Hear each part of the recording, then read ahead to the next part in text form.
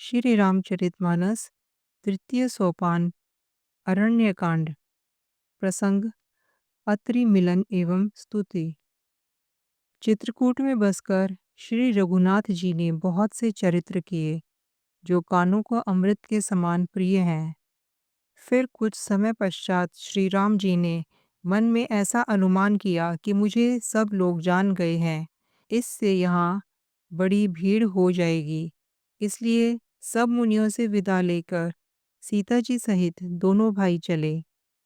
जब प्रभु अत्रि जी के आश्रम में गए तो उनका आगमन सुनते ही महामुनि हर्षित हो गए, शरीर पुलकित हो गया। अत्रि जी उठकर दौड़े। उन्हें दौड़ते आते देखकर श्री राम जी और भी शीघ्रता से चले आए।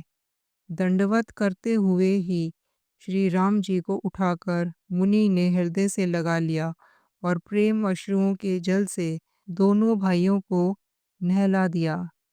श्री राम जी की छवि देखकर मुनि के नेत्र शीतल हो गए। तब वे उनको आदर पूर्वक अपने आश्रम में ले आए।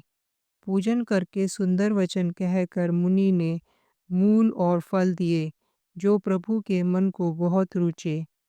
प्रभु आसन पर विराजमान है। नेत्र भरकर उनकी शोभा देखकर परम प्रवीण मुनि श्रेष्ठ हाथ जोड़कर स्तुति करने लगे। हे भगत वत्सल्य, हे कृपालु, हे कोमल स्वभाव वाले, मैं आपको नमस्कार करता हूँ। निष्काम पुरुषों को अपना परम धाम देने वाले आपके चरण कमलों को मैं भजता हूँ। आप नितांत सुंदर, श्याम, संसार आवागमन रूपी समुद्र को मतने के लिए मदरांचल रूप फूले हुए कमल के समान नेत्रों वाले और मद आदि दोषों से छुड़ाने वाले हैं। हे प्रभु, आपकी लंबी भुजाओं का पराक्रम और आपका ऐश्वर्य अपरमेय है। आप तरकश और धनुष बाण धारण करने वाले तीनों लोकों के स्वामी हैं।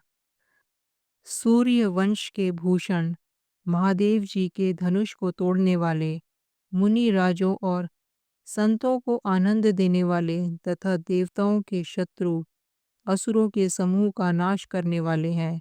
आप कामदेव के शत्रु महादेव जी के द्वारा वंदित, ब्रह्मा आदि देवताओं से सेवित, विशुद्ध ज्ञान में वैराग्य और समस्त दोषों को नष्ट करने वाले हैं।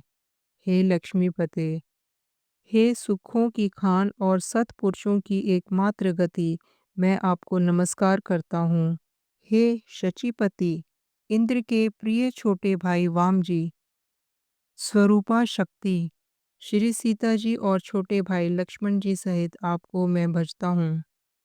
जो मनुष्य मत्सर रहित होकर आपके चरण कमलों का सेवन करते हैं, वे तर्क वितर्क अनेक प्रकार के संदेह रूपी तरंगों से पूर्ण संसार रूपी समुद्र में नहीं गिरते।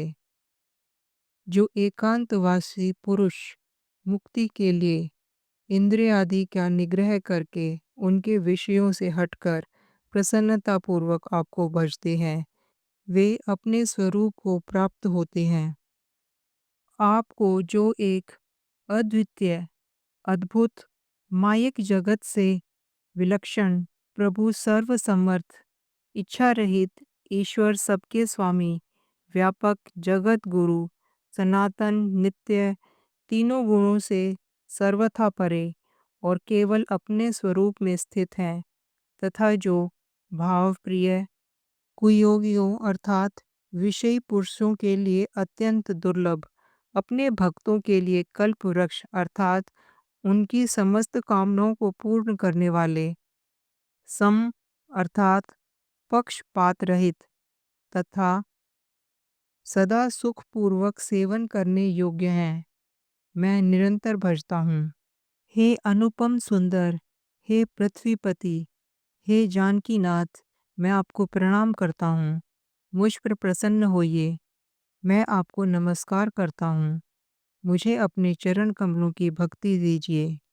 जो मनुष्य इस स्तुति को आदरपूर्वक पढ़ते हैं, वे आपकी भक्ति से युक्त होकर आपके परम पद को प्राप्त होते हैं। इसमें संदेह नहीं। मुनि ने इस प्रकार विनती करके और फिर सिर नवाकर हाथ जोड़कर कहा, हे नाथ, मेरी बुद्धि आपके चरण कमलों को कभी न छोड़े।